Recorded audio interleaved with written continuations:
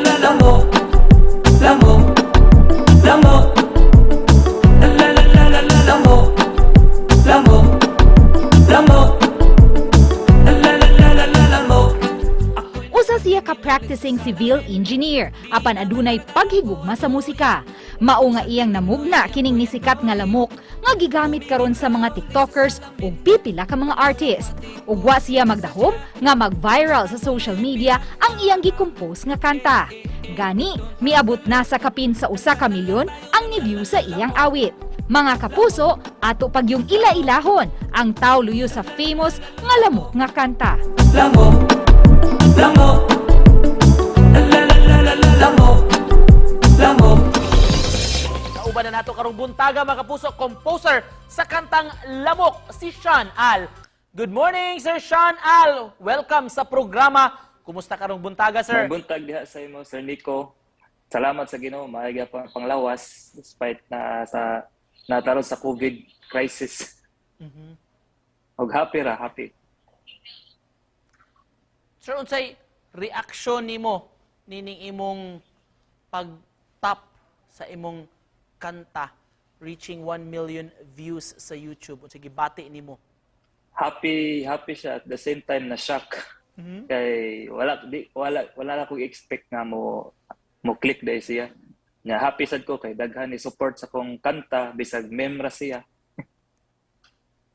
Were you expecting nga mag-trending ning sa social media unya gamiton sa mga TikTokers, mga artists, mga dancers ug kinikuban pa imong composition nga Lamok?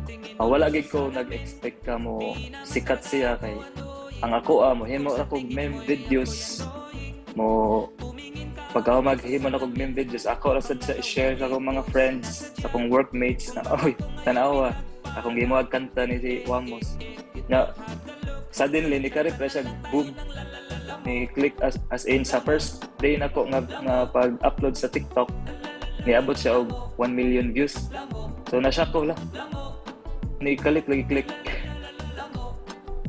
dili gid siya unexpected ma'am sir ba. Sir, sa may ideya sa istorya aning ano naka-ideya ka pagama ining kantang Lamok? Una kay nakita naman ako si Wamo sa Facebook na nag-trending na nagsige sila mention nga lamok so tanaw gyud ako to ang video nga sige siya ingog lamok hantod nga naabot ko diha nga part sa lamok nikalit ra sa sud sa kung una akong gikat ang clip and then sige kog balik lamok nikalit ra sud sa kung una nakabuod din kog melody lamok. Asa man ni-inspired imo pag-create sa Lamok nga music? Na-inspired ko ni kay The Cuteness kay Aloga. Pagkakita na ko siyang video, wala pa may nakahimuan sa Pilipinas. So, sundog na ako yung style and then nag-create ko original music na ko.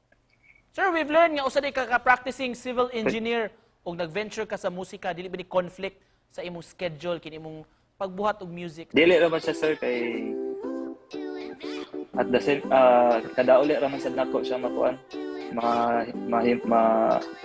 mahimo. Sir Sean, what's next for you sa habiling mga buwan ro tuiga ug sunod tuig? Naagapon ko every Friday ko mag-release og mga meme songs.